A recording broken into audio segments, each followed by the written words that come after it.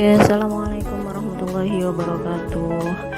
Anak-anak ustazah sekalian, untuk materi fisika kelas 11 kemarin kita sudah momen gaya dan momen inersia. Sekarang kita masuk ke penerapannya momen inersia di hukum Newton.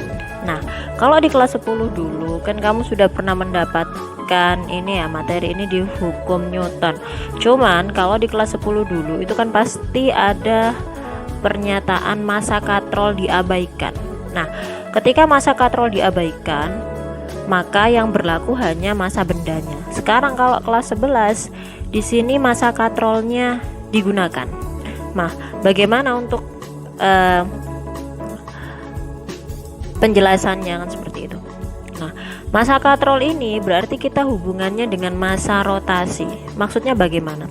Jadi di sini kalau hukum 1 Newton itu kan dia selalu sama. Jadi yang kamu tulis di sini itu adalah rumus jadinya. Nah, dapatnya bagaimana kita jelaskan sekarang. Nah, dari hukum 1 Newton kan kamu pasti selalu tahu sigma F itu kan sama dengan M dikali A. Kan gitu. Maka ketika ditanyakan berapa nilai percepatannya, berarti kan perkalian dipindah jadi pembagian. Nah, di sini sigma F per M, M itu artinya apa? M itu massa total.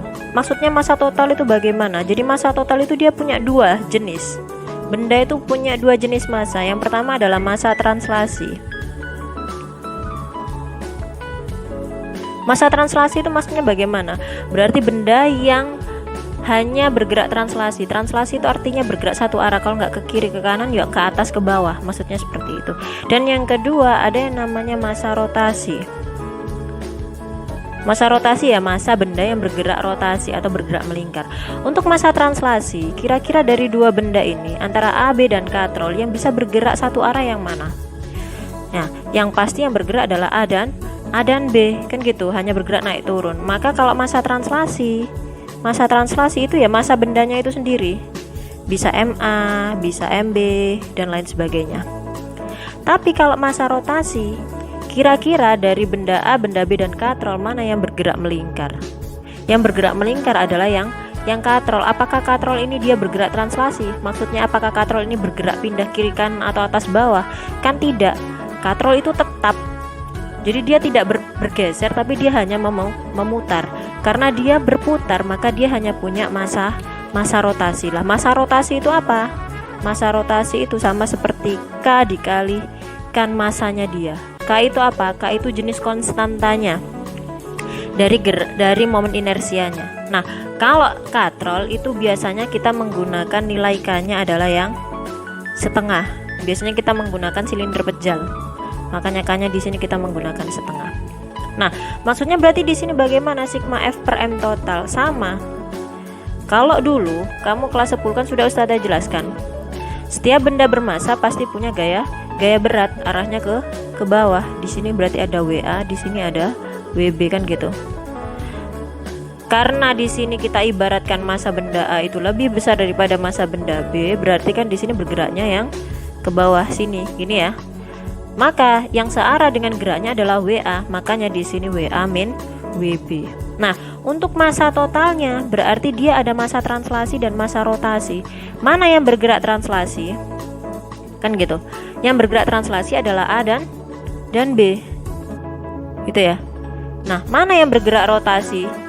Yang bergerak rotasi adalah yang katrol. Maka didapatkan WA min WB per MA plus MB plus K dikali massa katrol. Jadi K kali massa katrol ini adalah massa translasi, massa rotasi. MB nya massa translasi. Apakah benda A dan benda B ini dia bergerak rotasi? Kan tidak, dia hanya berpindah naik turun saja. Maka karena berpindah naik turun saja, berarti dia hanya punya massa translasi. Makanya di sini hanya MA sama MB. Kalau misalkan benda AB-nya ini dia berpindah dan memutar, berarti nanti dia punya dua massa. Tapi karena dia hanya translasi saja, berarti ya hanya MA dan MB. Katrol juga gitu. Karena katrolnya dia tetap, artinya dia tidak berpindah kiri kanan atas bawah, tapi dia hanya berputar, maka dia hanya punya massa rotasi. Makanya di sini kenapa dapat rumusan cepatnya adalah seperti ini. Didapatkannya dari mana? Dari hukum 2 Newton. Gitu ya. Jadi ini penjelasannya. Kenapa bisa didapat yang seperti ini. Oke, tadi adalah katrol jenis yang pertama. Sama-sama bergerak di sumbu Y-nya ya. Sekarang katrol jenis yang kedua. Di sini ada benda A, yang sini bergerak di sumbu Y. Katrol ada benda B bergerak di sumbu X. Nah, sekarang kenapa kok bisa dapatnya cuma WA saja? Tadi kan sudah jelas ya. Dari yang awal tadi itu kan cari percepatan itu kan sigma F per massa translasi massa rotasi gitu ya. Tadi kan seperti itu. Nah, kenapa di sini hanya ada WA saja? Sama, analisisnya sama. Jadi setiap benda bermassa pasti punya gaya berat, arahnya selalu menuju ke bawah atau ke pusat bumi. Tapi W mana yang dipakai atau F mana yang kita pakai? F yang dipakai di sini sama konsepnya seperti kelas 10. Apa itu? Gaya yang dipakai di bidang gerak. Jadi di sini gaya yang digunakan pada bidang gerak. Ya, jadi hanya bidang geraknya saja. Yang pertama, di WA dia bergerak di sumbu Y. WA juga sumbu Y. Maka dia di bidang geraknya. Arahnya bagaimana? Searah, maka dia positif WA. Gitu ya.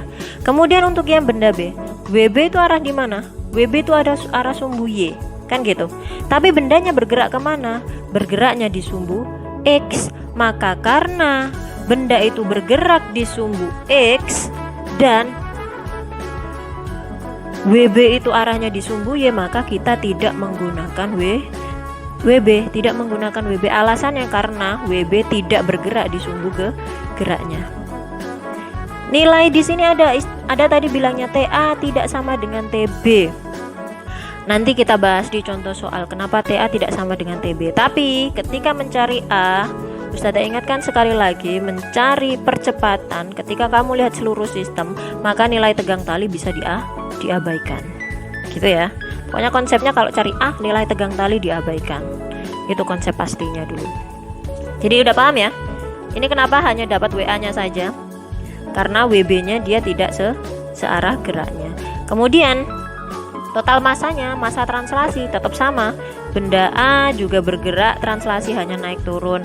Benda B dia juga hanya bergerak translasi kiri kanan. Maka di sini MA MB. Kemudian katrol, karena katrolnya tetap dan dia hanya muter saja, maka dia hanya punya massa rotasi. Apa itu massa rotasi?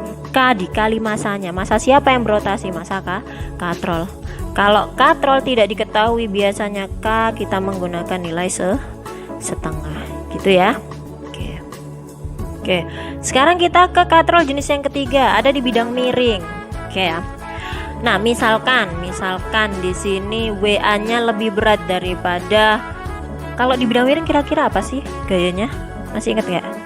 Nah, kalau di bidang miring tuh pasti selalu ada W sin, kan gitu. Ada WB sin sudutnya. Arahnya mesti selalu ke bawah. Ya kan? Kalau di sini ini kan WA-nya WA biasa ya, karena dia nggak miring. Kalau misalkan di sini WA itu lebih besar daripada WB sin, maka akan bergerak ke arah kanan. Jadi WA yang ke bawah, WB-nya yang naik gitu ya. Ini kan misalkan seperti itu. Nah, karena ini bergeraknya dia di sumbu Y WA-nya dan searah, maka WA-nya yang positif kan gitu. Untuk yang WB sin kan dia memang bergerak miring kan? Ya. Dia juga searah dengan gerak di sumbu geraknya kan gitu. Sumbu geraknya kan di sekitar sini. Hanya saja bergeraknya dia yang naik, cuman W sin-nya arah ke bawah. Karena W sin tidak searah dengan geraknya, berarti nanti nilainya negatif. Makanya di sini dia didapatkan WA min WB sin gitu ya. Per masanya tetap sama kan seperti tadi ya. Kita terapkan hukum 2 Newton. Sigma F per massa total. Massa total itu massa translasi dan rotasi. Karena yang translasi hanya benda A dan B, maka di sini MA plus MB. Massa yang rotasi karena hanya berotasi katrol, berarti di sini K dikalikan massa katrolnya. Seperti itu ya. Oke, tadi kita sudah katrol. Sekarang kita ke gerak menggelinding. Nah, apa bedanya dengan katrol yang tadi sama nak? Ini rumus cepatnya ya. Kenapa bisa dapat seperti ini kita bahas sekarang. Nah, sama kita tetap menggunakan hukum 2 Newton. Apa tadi? A sama dengan sigma F per massa translasi, massa rotasi, kan gitu ya. Nah, di sini F-nya kalau misalkan benda menggelinding dia hanya diakibatkan karena gaya dorong saja, berarti kan memang di sini gayanya berupa gaya dorong. Nah, massa translasi dilihat apakah ketika kamu mendorong bola misalkan, apakah dia berpindah tempat? Iya, berpindah tempat, bisa ke kiri, bisa ke kanan. Artinya apa? Dia bergerak translasi, maka benda itu massa translasinya adalah sebesar M. Kan gitu. Oke.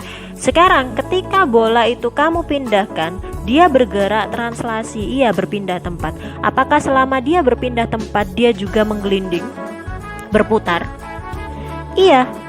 Maka karena dia berputar, dia punya gerak rotasi. Nah, karena dia bergerak rotasi, maka dia juga punya massa rotasi. Artinya apa? Satu benda ini dia punya 2 gerakan, bergerak translasi berpindah tempat dan bergerak rotasi muter selama dia berpindah tempat. Karena dia punya 2 gerakan, maka dia punya 2 massa translasi dan massa rotasi. Massa translasinya adalah massa benda itu sendiri, massa rotasi itu berarti K dikalikan massa benda, kan gitu. Maka kalau matematikanya kalau ada angka yang sama, berarti kan bisa kita keluarkan, kan gitu. Berarti di sini F per M-nya sama, berarti M yang kita keluarkan, kan gitu. Untuk dapat ini, kalau M dikeluarkan berarti kan di sini sisa 1 plus yang sini berarti tinggal K. Makanya dapatnya rumus cepatnya F per M kali 1 plus K. K itu apa? K itu konstantanya, konstanta jenisnya. Saya taruh sini ya. Berarti di sini. K itu artinya konstanta benda. Dilihat dari mananya? Dilihat dari dia benda apa. Kalau misalkan bola berarti ya pakai K-nya bola. Kalau misalkan dia silinder pejal berarti pakai K-nya silinder pejal. Dilihat di mana? Dilihat di tabel seperti itu ya. Jadi kalau yang tadi misalkan kayak yang gini, benda ini hanya bergerak translasi, berarti ya hanya translasi saja. Katrolnya hanya bergerak rotasi saja, berarti ya rotasi saja. Tapi kalau yang ini satu benda dia punya 2 gerakan, berpindah dan muter. Nah, akhirnya dia punya 2 massa translasi atau massa bendanya itu sendiri, massa rotasi itu K konstanta jenis bendanya dikalikan dengan M-nya. Seperti itu ya, Nak ya. Oke. Kalau tadi gerak menggelindingnya adalah di bidang datar. Sekarang kalau misalkan ada bola atau benda bulat, entah itu jenisnya apa, dia bergerak pada bidang miring misalkan ya. Kalau misalkan benda tanpa kamu kasih dorongan gaya, pasti dia juga bisa akan menggelinding ke bawah. Karena ada gaya apa? Gaya W sin. Kan selalu ingat gitu ya. Nah, sini ya. Ada gaya W sin sudut, kan gitu. Nah, mencarinya bagaimana? Sama, Nak. Menggunakan hukum 2 Newton, total gaya kita bagi dengan massa totalnya atau massa translasi, massa rotasi. Nah, di sini gayanya dia dipengaruhi oleh W sin. Searah nggak dengan geraknya? Searah, maka nilainya positif. W sin theta per massanya kan sama. Dia berpindah kan? Berpindah dari atas ke bawah, berarti dia punya massa translasi. Selama berpindah dia bergerak melingkar, maka punya massa rotasi. Tinggal kamu jabarkan aja. W itu apa? W itu adalah M dikali G, kan gitu ya. Sin theta per, nah sama seperti itunya tadi ya. Di sini M nya kita keluarkan, M 1 plus K gitu ya. Berarti M-nya nanti bisa dicoret. Maka ini persamaannya, oh ini berarti nggak pakai M. Nah, gitu ya. Oke, sekarang kita lanjut ke contoh soalnya. Di situ kamu lihat sistem katrol terlihat seperti pada gambar di bawah ini. Jika massa benda A adalah 1,5 kilo, berarti di sini tulis ya yang diketahui MA-nya adalah 1,5 kilo. Kemudian massa benda B-nya adalah 3 kilo. 3 kilo gini ya. Nah, dan katrol bermassa 1 kilo. Jadi massa katrolnya di sini 1 kilo. Jika katrol memiliki jari-jari 15 cm, jika jari-jari katrolnya itu adalah 15 cm, kalau 15 cm berarti berapa meter? 0,15 ya. Nah, yang ditanyakan berapa percepatan linier dan percepatan sudut. Yang ditanyakan adalah percepatan linier atau akselerasinya. Kemudian yang kedua adalah percepatan sudut atau alfanya. Oke. Yang pertama adalah percepatan linier, sama seperti tadi ya. Berarti kan untuk yang A, percepatan linier berarti kan sigma F per massa totalnya ya. Sigma F-nya di sini dilihat benda B lebih berat daripada benda A, maka yang positif adalah yang benda B. Berarti di sini nanti WB min WA per M-nya berarti M-nya A, M-nya B plus K kali massa katrolnya situ ya. WB-nya 3, W itu apa? M kali G. Diingat ya, gravitasi itu berapa? 10. Berarti kalau WB-nya 30 min WA-nya 15 per massanya berarti MA-nya 1,5, MB-nya 3. Nah, katrol kalau tidak diketahui diingat maka K-nya adalah setengah kalau tidak diketahui ya, biasanya karena pakai silinder pejal. Berarti di sini plus setengah kali massa katrolnya di sini adalah 1. Maka di sini 30 kurang 15 berapa? 15 bagi 1,5 tambah 3 4,5 tambah 0,5 berarti 5. Maka percepatannya di sini adalah 3 satuannya meter per sekon kuadrat. Kemudian kalau untuk yang B, di sini yang harus kalian ketahui materinya. Nah, nanti Ustazah selipkan materinya di situ. Karena yang ditanyakan adalah berapa percepatan sudutnya. Alfanya percepatan sudut, maka tinggal kita masukkan rumusnya. Alfa itu adalah percepatan linier dibagi dengan jari-jari. Maka karena percepatan liniernya tadi sudah diketahui, tinggal kita masukkan 3 per jari-jarinya di sini. Kita pakai yang meter 0,15 ya. Atau 15 kali 10 pangkat min 2 gini ya. Pangkat min kalau naik berarti kan jadi plus ya, berarti 300 per 15. Berapa ini satuannya? Hasilnya berarti jadi 20 satuannya radian per sekon kuadrat. Mudah kan? Kemudian kita ke soal yang selanjutnya. Di situ sebuah cincin dilepaskan dari suatu ketinggian tertentu pada bidang miring, dan jika sudut kemiringannya sebesar 37. Jadi kita misalkan dulu gambarnya misalkan kayak gini. Pada sudut 37 di sini ada sebuah cincin. Ini ya. Maka berapa percepatan yang dialami cincin? Nah, diingat cincin itu sama seperti silinder tipis. Maka kalau silinder tipis nilai K-nya itu adalah 1 gitu ya. Nah, kalau bidang miring berarti pergerakannya diingat pasti ada nilai apa?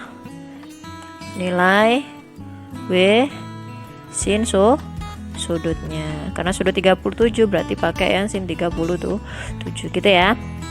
Nah, yang ditanyakan berapa percepatannya? Oke.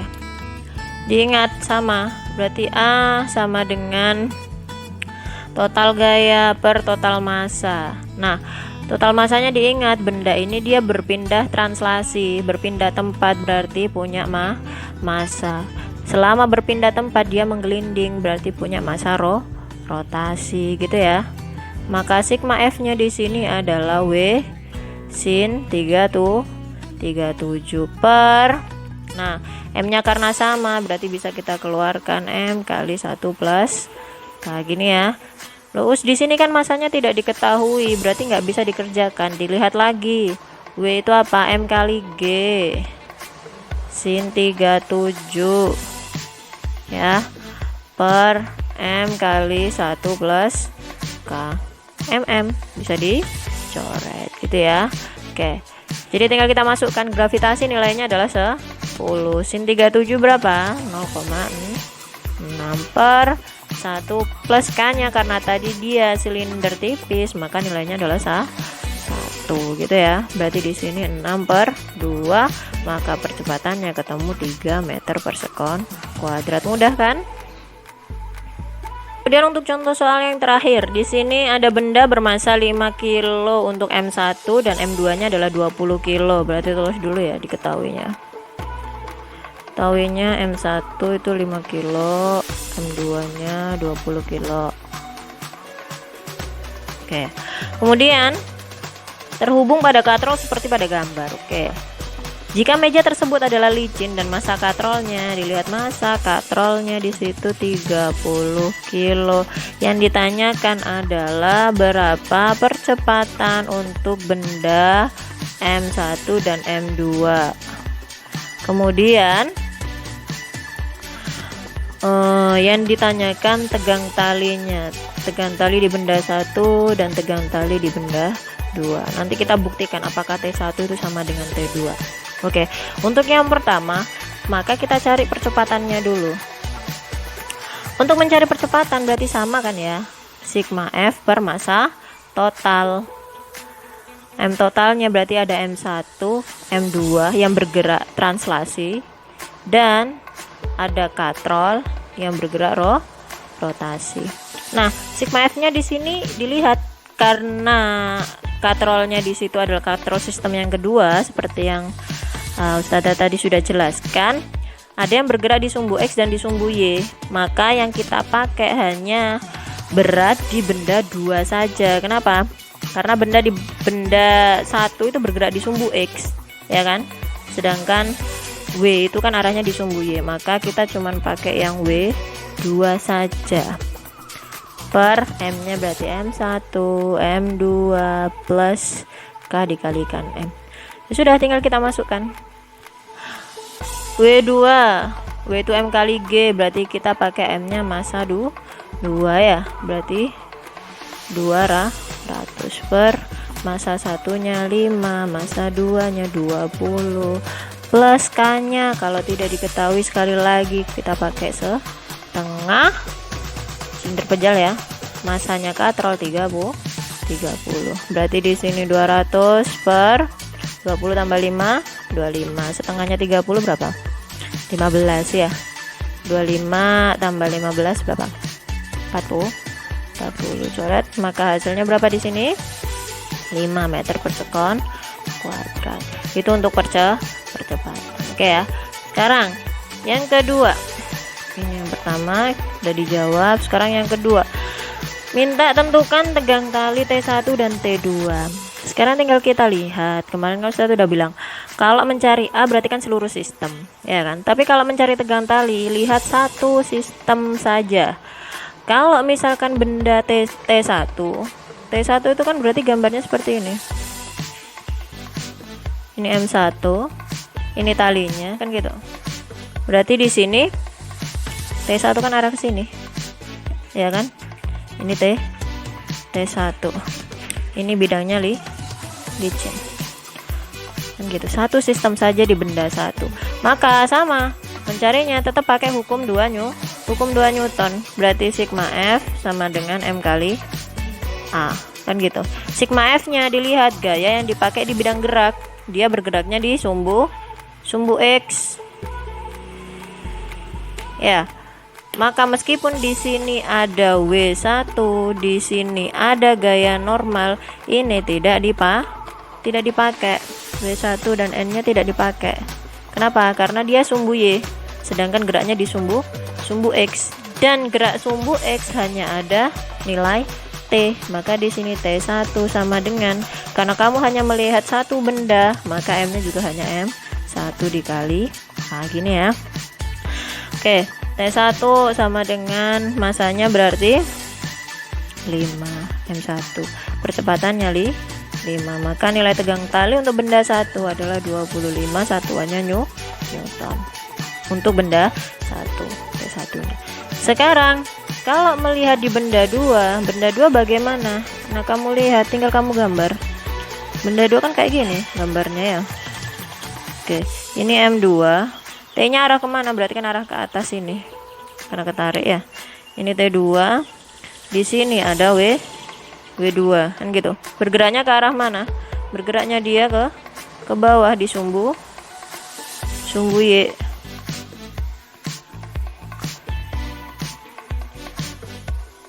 Oke ya. Nah, oke. Karena bergeraknya dia ke bawah, W2, dan di sumbu Y itu ada T2, maka ketika mencari sigma F-nya, jadi di sini sigma F-nya berarti di sumbu Y. Kalau yang ini tadi berarti di sumbu X ya. M-nya berarti di sini pakai yang M2 saja kali A.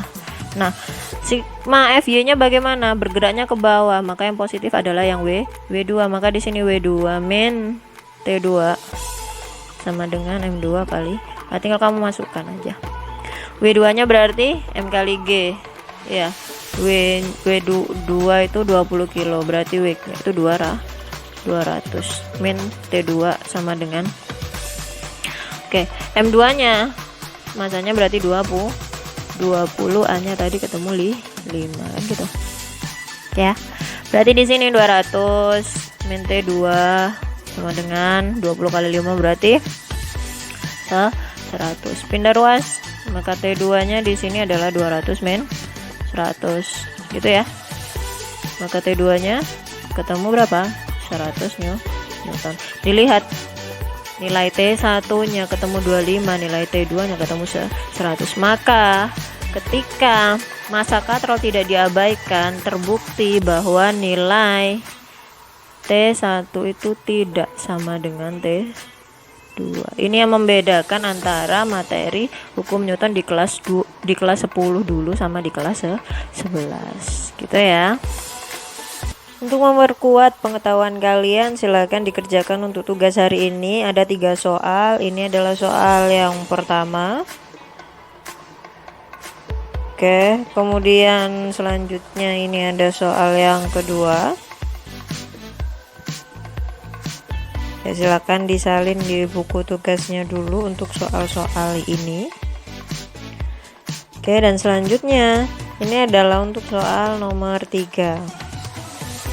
Untuk pengumpulannya silakan dikumpulkan di menu upload tugas di e-edu.